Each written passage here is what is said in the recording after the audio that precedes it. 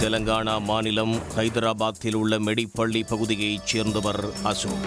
45 வயதான இவர் தனியார் கல்லூரி ஒன்றில் மேனேஜராக வேலை செய்து வந்திருக்கிறார். இவரது மனைவி பூர்ணிமா, 36 வயதான இவர் வீட்டிலேயே பிளே ஸ்கூல் வைத்து நடத்தி வந்துள்ளார். இந்த தம்பதிக்கு 12 வயதில் ஒரு மகன் உள்ளார். சம்பவத்தன்று அசோக் வேலையிலிருந்து சீக்கிரமாக வீட்டுக்கு வந்துள்ளார். உடல்நிலை சரியில்லாத காரணத்தால் ஓய்வெடுப்பதாக பூர்ணிமாவிடம் கூறியுள்ளார். வேலை விஷயமாக வெளியே சென்ற பூர்ணிமா சிறிது நேரத்திற்கு பிறகு வீட்டிற்கு வந்து பார்த்தபோது அசோக் குளியலறையில் பேச்சு மூச்சில்லாமல் கிடப்பதைக் கண்டு அதிர்ந்து போயுள்ளார். உடனே அக்கம்பக்கத்தினர் உதவியோடு அசோக்கை மீட்டு மருத்துவமனைக்கு அனுப்பி வைத்துள்ளனர். அவரை பரிசோதித்த மருத்துவர்கள் அவர் ஏற்கனவே இறந்துவிட்டதாக கூறியிருக்கிறார்கள். இந்த சம்பவம் தொடர்பாக போலீசாருக்கு தகவல் அளிக்கப்பட்டிருக்கிறது. போலீசார் நடத்திய விசாரணையில் அசோக் நெஞ்சு வலிப்பதாக கூறிவிட்டு ஓய்வெடுத்தார் என்றும், வெளியே சென்றுவிட்டு வந்து பார்த்தபோது அவர் மயங்கி கிடந்ததாகவும் பூர்ணிமா வாக்குமூலம் கொடுத்திருக்கிறார். ஆனால் போலீசாருக்கு பூர்ணிமாவின் வாக்குமூலத்தில் சந்தேகம் எழுந்திருக்கிறது.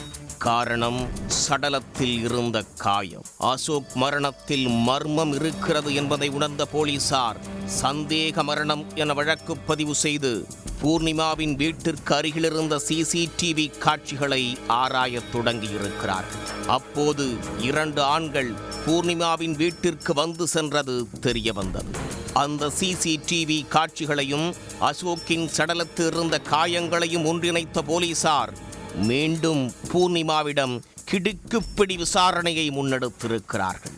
அதில்தான் காதலனோடு சேர்ந்து கணவனை கழுத்தை நெரித்து கொன்றுவிட்டு பூர்ணிமா மாரடைப்பு என்று நாடகமாடியது அம்பலமாகி இருக்கிறது. சில வருடங்களுக்கு முன்பு பிரகாசம் மாவட்டத்தில் வசித்த போது பூர்ணிமாவுக்கு கட்டிட வேலை செய்து வந்த மகேஷ் என்ற 22 வயது இளைஞரோடு பழக்கம் ஏற்பட்டுள்ளது. ஒரு கட்டத்தில் அது காதலாக மாற அதை தெரிந்து கொண்ட அசோக் மனைவியை கண்டித்திருக்கிறார். அதன் பிறகுதான் வீட்டை காலி செய்துவிட்டு மெடிப்பள்ளி பகுதியில் குடியேறியிருக்கிறார்கள். ஊர் விட்டு ஊர் வந்தாலும் கூட பூர்ணிமாவின் மனதில் இருந்த காதல் அழியவில்லை. தொடர்ந்து மகேஷோடு அவர் பேசி வந்திருக்கிறார். இந்த விஷயம் மீண்டும் அசோக்கிற்கு தெரிய வந்ததை அடுத்து அவர் கடுமையாக பூர்ணிமாவை கண்டித்திருக்கிறார்.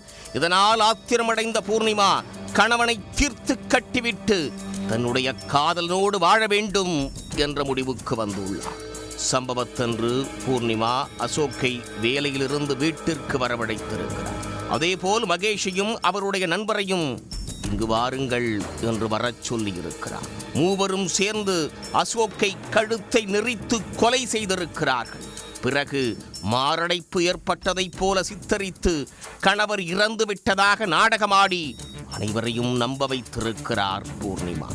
அசோக்கின் கழுத்தில் இருந்த காயம், மகேஷும் அவரது நண்பரும் வந்து சென்ற சிசிடிவி காட்சி, இவைகள் பூர்ணிமாவின் மாரடைப்பு நாடகத்தை அம்பலமாக்கியுள்ளது. மூவரையும் கைது செய்த போலீசார் அவர்களை சிறையில் அடைத்துள்ளனர். உடனுக்குடன் செய்திகளை தெரிந்து கொள்ள சன் நியூஸ் பெல் ஐகானை கிளிக் பண்ணுங்க.